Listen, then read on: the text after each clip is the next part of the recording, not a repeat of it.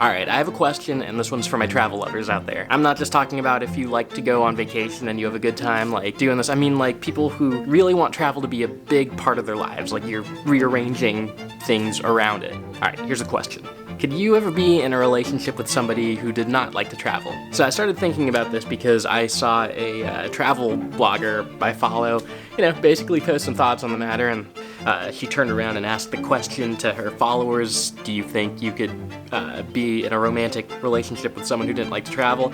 And the general consensus was like, no, sorry, deal breaker. Huh, could I? I actually think I could. And that's because, well, here's my wife. I probably have zero wanderlust. We've been together for 10 years. We've been married for 7 of those. And yeah, that's more than enough to know that we are not at the same level when it comes to our fondness for travel and going new places. I just don't necessarily find the draw. Like when I'm sitting at home and Googling a place, I'm not like, I have to go there. I'll be like, oh, this is interesting. And then just finding information online, totally content. I'm not like, now I have to go there and taste that food and see those people. We've gone on a lot of trips together by now. We've had a really good time, but in the planning and the preparation for each of those, a lot of those differences have come up. But you know what? My answer is obviously like, yeah, you can do it. I've been doing it for the past 7/10 years. But it is still something that's different between us that we have to confront quite a bit, especially when we're looking ahead to the next year or thinking about just how our calendar's looking. I thought we might talk a little bit about how we've made this work. Do you like to travel? Complicated answer. On the whole, not so much. But I do like new experiences and going new places and seeing new people. But this isn't my biggest draw in life.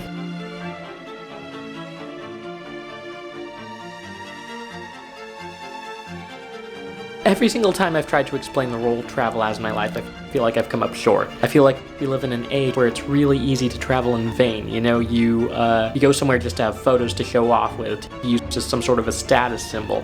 And look, I'm not saying I'm not guilty of that sometimes, but for me, travel has a bigger role. I've talked a little bit before about my late teens, early 20s having this depression and intertwined with existential crisis. And one of the things that really helped me move past that was making the deliberate decision to live fully, and travel ended up being a big part of that. As a student, that meant studying abroad, and I really kind of discovered myself simultaneously while discovering the world. I discovered its joys, its wonders. I also discovered a lot of its problems, and that lit a fire under me to go do something about them.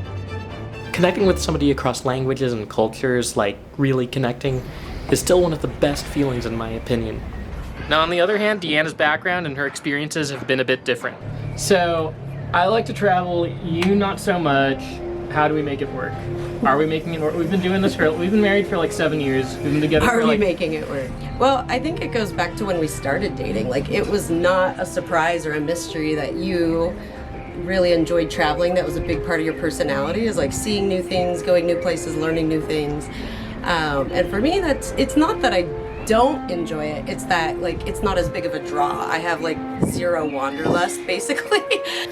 Things that I do like about travel, I really enjoy when I travel to see someone, especially when they can show me around a place, their own personal touch.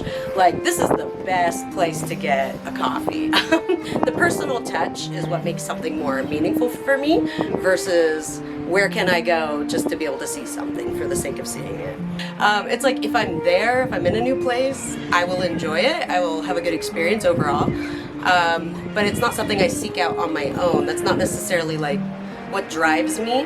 So I have this thing with Disneyland where if it were just me, I don't think Disneyland is a great bang for your buck, right? I'd rather spend that money elsewhere, probably in another country or something. But Deanna loves Disneyland. I do. The kids will probably be really into Disneyland too. Even though that's my outlook on Disneyland, the moment we get there, I'm not going to be thinking like that. I'm not going to be the person complaining while you're there. The ticket's been bought. Just enjoy being there while you're, have that attitude. I feel like you kind of do a similar thing once we get to the place. And once you're there, you're experiencing exactly. it. And then, when you're around, all right, we're there, we're here, and you can kind of just shift your attitude to the point where you can enjoy it. Which sounds straightforwardly the most obvious way to enjoy things, but I feel like there's a lot of people who don't. Who all the grumpy dads will continue to complain at the park You're already there, man. That's not gonna make it better. All right, if you're hearing this, you're probably thinking like, they don't sound that far apart. It sounds like she's willing enough to travel, and truthfully she is, but just in the reality of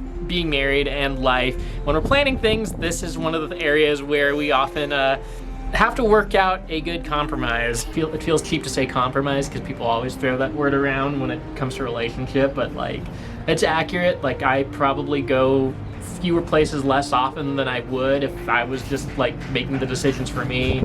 You probably the other way around. You're going a lot more places than you ever thought you would. Yeah. So that's true. I don't know, like realistically it's a meet in the middle, right? Has that been your experience?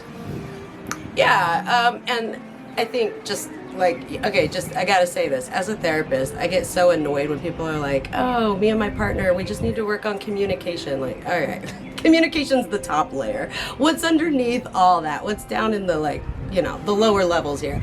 But that being said, I do think like when it comes to compromise or meeting in the middle, communication is a huge piece of that. Because it's not just, I want this, I want that, tug of war. It's like, why is this crucial for you? Like, what experience is this going to give you or give us as a family? How is this going to enrich our relationship? So as an example right now, we're currently in Antigua, Guatemala. So we have 3 young kids right now. We have a 2.5-year-old and a set of 5-month-old twins. So me alone, if it was only up to me, we would not be traveling right now. For Philippe, it was extremely critical for his overall well-being, whatever you want to say, for us to be able to explore. And so if all I did was say like, no, I'm tethering you down like a little balloon tethered to the ground here, like, is that really going to help our relationship, our family overall, if I'm stifling the thing that brings him life? And while we're here, we're having a good experience. But me being a mom, having never flown on an airplane with a kid before, now we're doing it with 3 kids, which was overwhelming. But now that we're here, we're having a great time with new experiences. I'd say I value travel a lot, obviously. And so, you know, what you value, what you appreciate out of life, you want to pass on to your kids. So that's a big thing I think of all the time. How can I get them to like start off with a greater openness towards other cultures, other places? How can we make sure that that's a big part that they have like good memories of growing up? Okay, well, I think that when we travel in general, the longer Philippe and I are together, I think the more interest we have in finding a place that's of significance to us, not just like, where can we go for the sake of going there, but someplace that we would want to stay for a while, like let's say 2-week to 1 month period of time might be ideal, because all the, you know, struggle of getting to the airport and flying and whatnot, you know, let's make it worth it. Let's actually plant down and really taste and see everything there is to experience there, versus just like bopping around like, all right, we're gonna go to Amsterdam, we're gonna go to Paris, we're gonna go to England, we're gonna okay, a little too much. And as you know, I foresee the future with having 3 kids plus us, so party of 5 here, plus a dog who's probably not coming with us overseas. No. So party of 5. I foresee us kind of doing more of this, is, you know, even more thinking about and deliberating like what place would be most meaningful versus just like where in the world do we want to go. As they get older and they start to have like their own tastes or interests or curiosities, I also really want to just factor that into wherever we go, so that it's not just mom and dad calling the shots. Of course we're mom and dad, so we have to some degree, but like, you know, if one of them's really interested in like, I don't know, ancient Egypt or something, then like maybe Cairo gets like, so that it's not just that they're having the feeling of being dragged all the places we want to go to, but that they have some interests of their own too. Because after all, like, if I'm trying to pass on the value of exploring or digging into your own curiosity, well, like, then we actually have to do that with the stuff that they're curious about. I think that's why it's important, why there's like, you understand the thing behind the thing and not just the thing itself. So like, if you just looked at like my interest in traveling, like that's evolved so much over the years, right? Like when we started dating, I was going to like a dozen countries every year. And a lot of that was because like, I knew I was fresh out of college. I didn't have like a family yet. I wasn't tied down to a lot of things. That was really like the time in life for it. I've kept the love for travel. I've kept the love for like interacting with different cultures and exploring and seeing it. But like the way I do that now is very different. You know, a family trip like this happens like once or twice a year. You know, I have like other outlets through work wherein I'll travel like on my own. Yeah, and then, you know, like it changes again. The kids will grow up. you know, like retirement is so far away for us, but it's like we see what retired people do and we're like, okay, who knows? Now that I think more about like carbon emissions for things too, I don't want to be crossing like that many borders in a year. I want to cross around a little too much. Yeah, right. I want to like, you know, maybe hunker down in a region where it just makes more sense, or a single place, and I think that would be totally different versus if I was with somebody who didn't like to travel and their reasons were that they were like scared of other cultures or like so stuck in their comfort zone. I know you that you're not like entrenched in your comfort zone. You go out of it in other I intentionally ways. go out of my comfort zone almost every day. Yeah. So like that we share, and I think that's another big thing too. So I think a lot of people who might be thinking like, well, I could never travel with, or I could never be with somebody who doesn't like to travel, are probably thinking of like the person who's like super closed off and like is unwilling to eat anything other than a peanut butter sandwich. Like we're talking about, like we've said a couple times now, like what's the deeper level here of why this person, or why does this person want to travel? What's the deeper reason they maybe don't want to travel, something like that. But just to throw it out there, I have multiple health conditions that make it much harder for me to travel. That's probably one layer as to reasons why I don't enjoy it as much, but definitely not the only reason. It's just me personally, I'm not that interested. Plus travel is a lot harder. So if I get sick while traveling, it's like a way bigger fiasco than for the average individual. Going through security is a bigger pain. Right. They always stop me for all the medications I have and medical equipment I have. Like the airport in and of itself is a panic attack for me.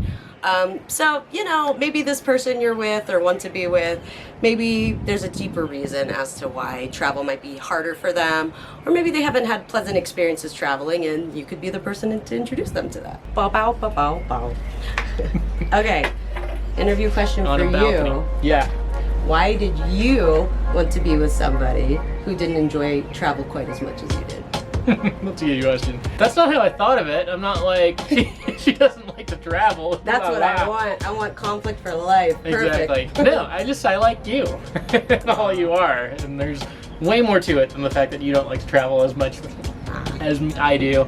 Now, let's say it probably did catch me by surprise that it was a little harder to Why do I like this chick? talk you into some of these trips when I'm like, man, I know so many people who would be like chomping at the bit at some of these ideas I throw out there. But you know, like I'm into you for like a whole bunch of reasons and not just this. You're open-minded and you're like still adventurous in your own way. And you know, I think with what we've done, with like the compromises we've made and the trips we've ended up going on, we have a ton of good memories from them.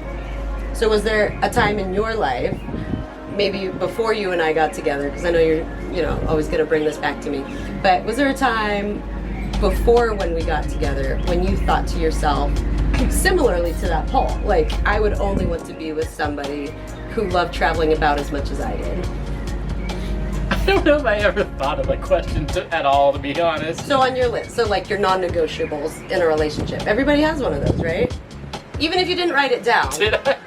In your mind, I mean, you're probably like, all right, she's gotta like not be a serial killer. Like, you know what I mean? Like, how many people think to themselves like? I know those things where like we don't make a rule unless somebody does it, and then we need the rule written. Yeah, like nobody's wearing open-toed shoes. Okay, but surely you had some non-negotiables. Was must love travel a non-negotiable for you? If you asked me that at that stage of life, I probably would have said yes, because I envisioned a future with a ton of travel. So what stage of life are you talking about? Early college? Yeah, okay. Yeah, college, early 20s. Okay. Okay. So but no one asked me, so I didn't think of it. Like, what was the question? Like, would you ever be with someone who doesn't want to travel or something? What was it? It's kind of, to me, it's a continuum. It's like, is this somebody who's like a true homebody who's like, I don't even want to leave the house ever, to like somebody who will travel 1 or 2 times a year and feel good about it. You know, I'm not necessarily continually looking for new experiences. One of the biggest ideas that this kind of ties to that I like, we're both pretty big fans of Esther Perel. Like, one thing she says a lot is that when you're attracted to another person, you know, you're attracted to these qualities in another person, often because they have, like, you have that same quality within you. And oftentimes you might not even realize it. In fact, probably when you're in this relationship, you're not noticing those parts of you because you see them in the other person. So if the entire world was a population of me and you, I would be the half that likes to travel and you would be the half that doesn't, right? Well, yeah, the easy thing to do, like mentally, is to polarize. Yeah. Be like, you're the traveler, I'm the non-traveler, right? Like it's really easy to go black and white. Right, exactly. When really, like, it's not, like, I don't want a life where I don't have, like, a home base and don't have, like, some tethers to certain things. Mm-hmm. And you enjoy, like, getting out and about. You, like, eventually. You know, yeah. well, even something like camping, you really enjoy. I do. I like love a camping. common thing. And certain places you're more enthusiastic than others. So that's true. So, yeah, it's never just, like, I'm the one who needs to travel nonstop and you're the one who absolutely refuses. It's more of a spectrum. In every relationship, you're not going to share every single hobby with each other. And it is really crucial to surround yourself with people who are not exactly the same as you. I mean, of course, you want the most important things to be similar, you know, your values.